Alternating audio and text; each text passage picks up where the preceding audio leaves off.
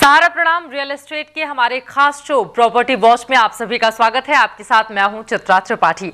आपको रहने के लिए घर खरीदना हो या इन्वेस्टमेंट के लिए कानून से जुड़ी कोई भी मुश्किल हो या फिर होम लोन की, हमारे इस खास शो प्रॉपर्टी वॉच में मिलेगा आपके हर सवाल का जवाब। आपके सवालों का जवाब देने के लिए हमेशा की तरह हमारे साथ हैं क्यूब्रिक्स के एमडी संजय शर्मा जी। इसके अलावा गुड़गांव से रहेजा डेवलपर्स के एमडी नवीन रहेजा और मुंबई से अपना पैसा.com के सीईओ हर्ष रुंगटा भी हमारे साथ जुड़ गए हैं। आप सभी का बहुत बहुत स्वागत है प्रॉपर्टी वॉच में। तो चलिए शुरू करते हैं अपना ये प्रोग्राम, लेकिन उसके पहले आज क्या है खास, सबसे पहले बात करेंगे गुड़गांव के तेजी से उभरते इलाके द्वारका एक्सप्रेस वे की। इसके अलावा आपको बताएंगे दिल्ली में लॉन्च डीडीए की हाउसिंग स्कीम के बारे में, साथ ही जानेंगे कि कैसे मिलता है टॉप अप लोन। इसके अलावा हमारे एक्सपर्ट होम लोन और प्रॉपर्टी से जुड़े आपके हर सवालों के भी देंगे जवाब।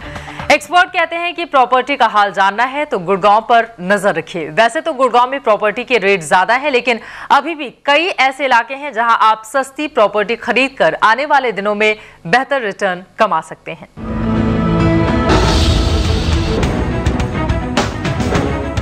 दिल्ली एनसीआर में प्रॉपर्टी का सबसे ज्यादा रेट गुड़गांव में है, लेकिन एक एरिया ऐसा है जहां आपको सस्ती प्रॉपर्टी मिलेगी। वो area Gurgaon Dwarka express way से सटा गुड़गांव का एरिया है। 150 मीटर रोड के नाम से मशहूर इस रोड के आसपास बड़े बिल्डरों के कई प्रोजेक्ट आ रहे हैं। आखिर क्या है इस एरिया में खास, इसका जायजा लिया हमारे संवाददाता दीपू राय ने।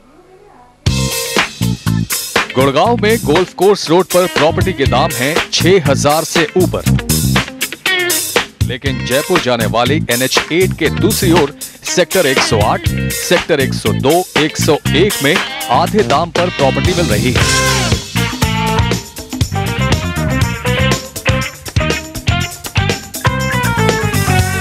इस इलाके में अभी प्रॉपर्टी के दाम इसलिए सस्ते हैं कि सड़कें और जरूरी सुविधाएं ना के बराबर हैं। लेकिन इस एरिया की यही कमजोरी आपको अगले 5 साल में भारी रिटर्न दिला सकती है। NH8 के साथ साथ 150 मीटर चौड़ी रोड बनाने का प्रस्ताव है। 18 किलोमीटर लंबी ये रोड दिल्ली और गुड़गांव को जोड़ेगी। बिल्डर समय से पहले सोचते हैं और यही वजह है कि यहाँ बिल्डरों ने 3 साल पहले प्रोजेक्ट शुरू कर दिया है। दिल्ली से गुड़गांव को एक और रोड जोड़ने वाली है जिसका नाम है 150 मीटर रोड और ये 18 किलोमीटर लंबी होगी। लेकिन इस पट्टी पर डेवलपमेंट काफी तेज हो चुका है। रियल एस्टेट से जुड़े कई डेवलपर, बड़े डेवलपर्स यहाँ प्रोजेक्ट लाने लगे हैं। यहाँ तैयार होने वाले एक प्रोजेक्ट पर आपको लेकर चलते हैं। ये है रहेजा डेवलपर्स का प्रोजेक्ट वेदांता। सेक्टर 108 का ये प्रोजेक्ट तकरीबन पूरा हो चुका है। वेदांता में 2 BHK से लेकर 4 BHK का ऑप्शन मौजूद है और इसका रेट है 3475 रुपए प्रति वर्ग फुट। गुड़गांव के द्वारका एक्सप्रेसवे के रहेजा डेवलपर्स के आप इस प्रोजेक्ट में आए हैं जो कि सेक्टर 108 में है। वेदांता इसका नाम है। इसके सैंपल फ्लैट में पहली बार ही जब आप जाएंगे देख सकते हैं कि जो डाइनिंग एरिया का हिस्सा है वो काफ़ी बड़ा है। इस 3+1 यानी कि एक रूम सर्वेंट के लिए और बाकी 3 BHK का है ये सैंपल फ्लैट। और आप देख सकते हैं कि इसमें काफ़ी एरिया है मूवमेंट के लिए आपको। तो एक रेट के हिसाब से अगर देखा जाए तो इस एरिया में द्वारका एक्सप्रेसवे और जो गुड़गांव को टच करने वाला 150 मीटर चौड़ा रोड है उस पर जो प्रोजेक्ट आ रहे हैं उसमें रहेगा कि वेदांता में आपको काफी स्पेस मिलेगा, वो भी काफी कम रेट पर। हालांकि यहाँ की सड़कें देखकर आपको पसीना आने लगेगा, लेकिन इतना तय मानिए कि जिस दिन द्वारका एक्सप्रेसवे बन गया उस दिन यहाँ की प्रॉपर्टी आपके लिए सोना उगलेगी। समय के लिए दीपू राय।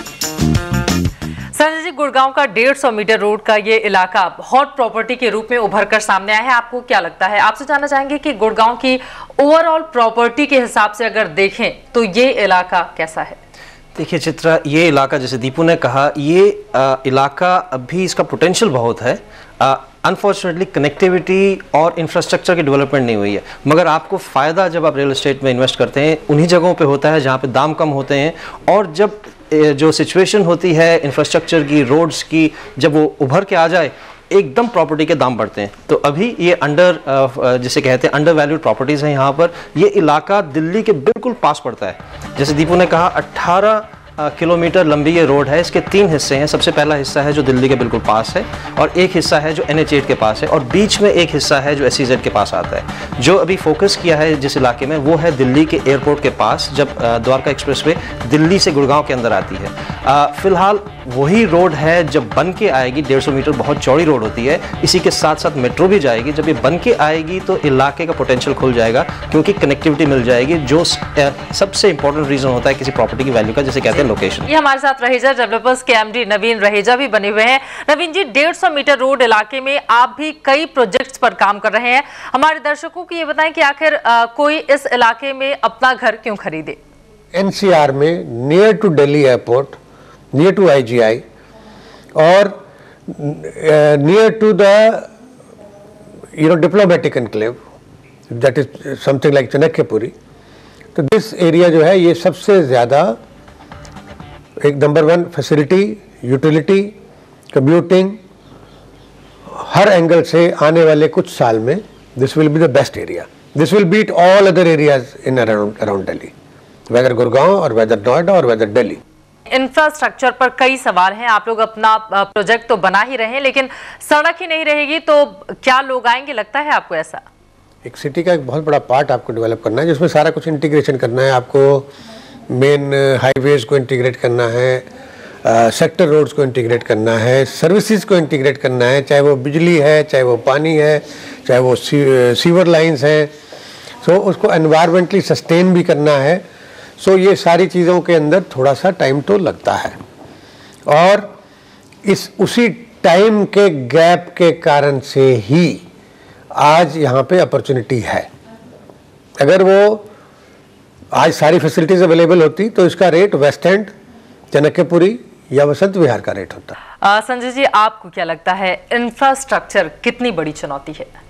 चित्रा, इंफ्रास्ट्रक्चर बहुत बड़ी चुनौती है, और जैसे कि रहेजा साहब ने बताया कि अगर इंफ्रास्ट्रक्चर होता तो रेट्स अलग ही होते, मगर इंफ्रास्ट्रक्चर लाने के लिए ही बहुत टाइम लगने की उम्मीद है. क्योंकि जैसे हमने कहा कि रोड जो थी ये 3 साल से प्लान्ड है, इस पे काम होना था मगर हुआ नहीं है.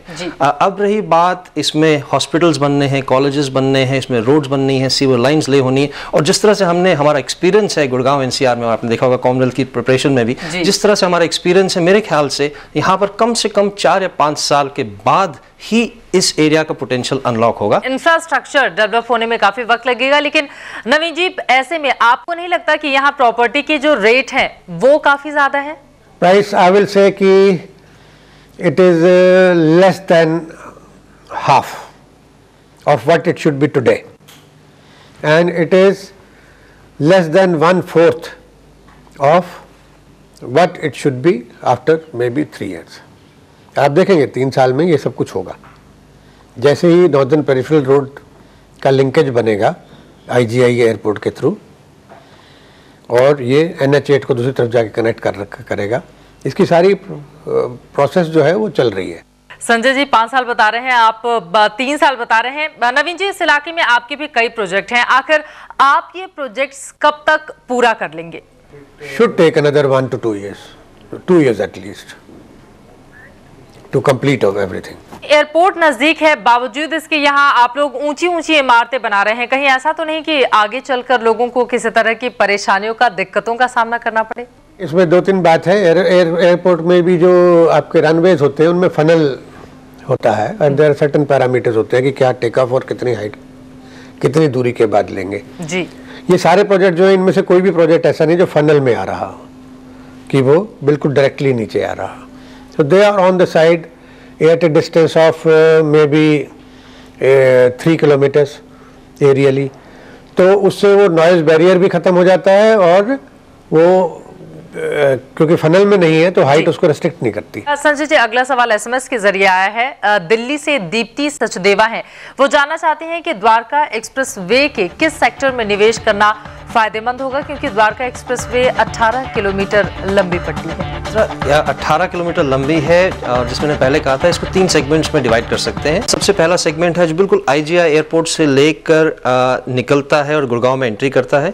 उसमें कुछ सेक्टर्स हैं आपके 106, 107, 108, 109, जिनमें रहेजा साहब का प्रोजेक्ट है, 108 में भी उनका, 111, 112, ये सारे सेक्टर्स हैं जो बिल्कुल दिल्ली की बाउंड्री के पास पड़ते हैं। फिर आपका सेकंड सेगमेंट आता है जो SEZ की बेल्ट है उसके पास पड़ते हैं, जहां पर आपके 37C, 37D, 99 सेक्टर्स जैसे हो गए। और जो तीसरा एलिमेंट है वो है जब आप SEZ की बेल्ट क्रॉस कर लेते हैं और हाईवे से टच करने वाले होते हैं टोल प्लाजा के पास में, वहां पर आपके हैं वाटिका वगैरह के प्रोजेक्ट्स, वाटिका हो गया, ऑरिस हो गया।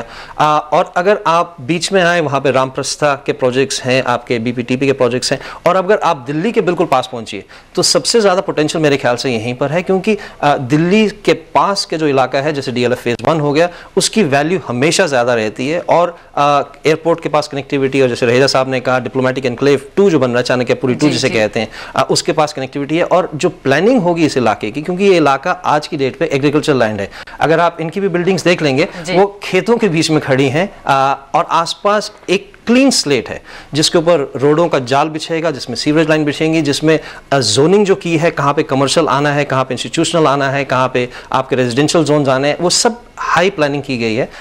ये तो थी गुड़गांव में हॉट प्रॉपर्टी की बात। यहाँ रुकेंगे एक छोटे से ब्रेक के लिए। ब्रेक के बाद जब वापस आएंगे तो आपको बताएंगे दिल्ली में DDA की नई हाउसिंग स्कीम के बारे में। इसके अलावा हमारे एक्सपर्ट देंगे प्रॉपर्टी से जुड़े आपके तमाम सवालों के जवाब।